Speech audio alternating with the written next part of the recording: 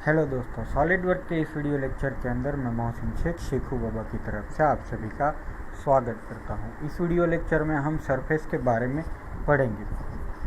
तो basically surface model है जो वो है एक थ्री डायमेंशनल 3D मॉडल जो कि उसकी कोई थिकनेस नहीं होती, यानी कि उसकी कोई थिकनेस नहीं होती। ये मॉडल जो है वो वाइडली यूज़ होते हैं इंडस्ट्रीज़ में, जैसे कि ऑटोमोबाइल है, एरोस्पेस है, प्लास्टिक्स है, मेडिकल्स और वगैरह की सारी की इंडस्ट्री में ये यूज़ होते हैं। तो सरफेस मॉडल और उसके अंदर आप थिकनेस कंफ्यूज मत होइए, क्योंकि हम जो मॉडल यूज़ करते हैं सॉलिड, उसके अंदर हम सरफेस के अंदर हम मास प्रॉपर्टीज़ डिफाइन करते हैं। सरफेस मॉडल के अंदर थिकनेस हम डिफाइन नहीं कर सकते, जैसे कि हम सॉलिड मॉडल के अंदर हम थिकनेस को डिफाइन करते हैं। कभी कभार क्या होता है कि हम कॉम्प्लेक्स शेप ड्रॉ करते हैं और वो ड्रॉ करना डिफ़िकल्ट होता है सॉलिड मॉडलिंग के थ्रू।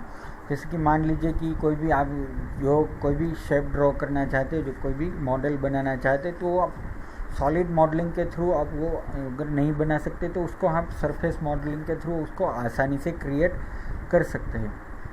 तो आइए अब हम इसको प्रैक्टिकल के तौर पर यूज़ करते हैं। जैसे कि यहाँ पर न्यू में पार्ट ले लेते हैं। अब हम फ्रंट प्लेन के ऊपर कोई भी स्केच ड्रॉ करेंगे। जैसे कि यहाँ पर मैं सेंटर रेक्टेंगल टूल ले लेता हूँ, सेंटर ड्रॉ करता हूँ। अब ये हमारा सेंटर रेक्टेंगल टूल ड्रॉ हो गया, यानी कि सेंटर हमारा ड्रॉ हो गया। अब हम यहाँ पर सरफेस टैब के अंदर जाएंगे। अगर आपके पास यहाँ पर सरफेस टैब नहीं आ रही है तो आप सिर्फ कोई भी टैब के ऊपर राइट क्लिक कीजिए और यहाँ पर सरफेसेस सिलेक्ट कर लीजिए। तो आपके यहाँ पर सरफेस जो टैब है वो अपीयर हो जाएगी। उसके अंदर हम फीचर्स के अंदर जैसे कि अलग अलग टूल्स यूज़ कर पा रहे थे, जैसे कि एक्सट्रूड बॉस है, रिवॉल्व बॉस है। उसी तरह इसके अंदर भी यही सारे टूल्स हम यूज़ कर पाएंगे, जैसे कि extrude surface, revolve surface, fact surface, lofted surface, boundary surface, fillet surface और फ्री फॉर्म। तो आज हम एक्सट्रूड सरफेस के बारे में और रिवॉल्व सरफेस के बारे में पढ़ेंगे। सबसे पहले हम एक्सट्रूड सरफेस को सिलेक्ट कर लेते हैं। एक्सट्रूड सरफेस को सिलेक्ट करेंगे तो आप देख सकते हैं कि एक छोटा सा प्रीव्यू हमारे पास यहाँ पर जनरेट हो रहा है। यहाँ से हम उसकी साइज़ घटा या बढ़ा सकते हैं, या फिर यहाँ से हम उसको मैन्युअली भी बढ़ा या घटा सकते हैं। दोनों डायरेक्शन भी यहाँ से हम आसानी से अप्लाई कर सकते हैं। सिर्फ यहाँ पर हम वन डायरेक्शन के अंदर जाकर ओके देंगे तो आप देख सकते हैं कि ये हमारा सरफेस क्रिएट हो चुका है। अगर इसी स्केच के ऊपर हमने सॉलिड मॉडलिंग की होती तो ये पूरा का पूरा यहाँ पर इसको कवर कर लेता है, यानी कि ये बीच में जो स्पेस बचती है वो स्पेस सॉलिड मॉडलिंग के अंदर नहीं बचेगी। यहाँ पर सरफेस मॉडलिंग के अंदर ये बीच की स्पेस बची हुई है।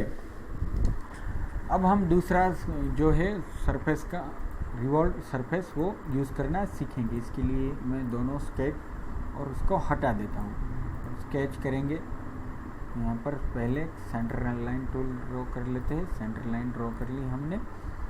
अब हम लेते हैं स्प्लाइन, स्प्लाइन सिलेक्ट की यहाँ पर से।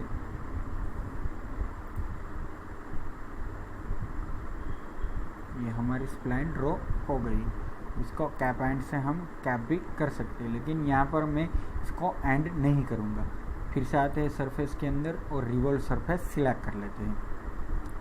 तो आप देख सकते हैं कि जैसे ही मैंने रिवॉल्व सरफेस सिलेक्ट की, ये ऑटोमेटिकली उसका प्रीव्यू जनरेट कर रहा है। यहाँ से हम उसकी डिग्री को भी डिफाइन कर सकते हैं कि कितनी डिग्री के ऊपर आपको इसको सरफेस इसको प्रोवाइड करनी है। और उसके अलावा यहाँ पर एक नोट करने की चीज़ ये है कि मैंने स्केच को एंड नहीं किया। अगर मैं सॉलिड मॉडलिंग कर रहा होता तो मुझे यहाँ पर स्केच को एंड करना पड़ता था। इस लाइन से यहाँ इस पॉइंट से इस पॉइंट तक मुझे स्केच को एंड करना होता अगर मैं सॉलिड मॉडलिंग को यूज़ कर रहा होता। लेकिन यहाँ पर सरफेस को यूज़ करने का एक ये बहुत ही बढ़िया फ़ायदा है कि इसको हमें एंड नहीं करना पड़ता है। यहाँ पर 360 डिग्री ले लेते हैं और ओके देंगे। यहाँ पर आप देख सकते हैं कि ये हमारा जो स्केच है उसको हमने आसानी से सरफेस अप्लाई कर दिए। तो दोस्तों ये था हमारा सरफेस के ऊपर वीडियो लेक्चर। आपको ये वीडियो लेक्चर कैसा लगा आप हमारे यूट्यूब चैनल पर आकर हमें बताएं। इसके अलावा अगर आपने अभी तक हमें सब्सक्राइब नहीं किया है तो हमें सब्सक्राइब कीजिए और हमारे वीडियोस शेयर कीजिए। हमारे वीडियो देखने के लिए थैंक यू और अगले वीडियो तक के लिए गुड बाय।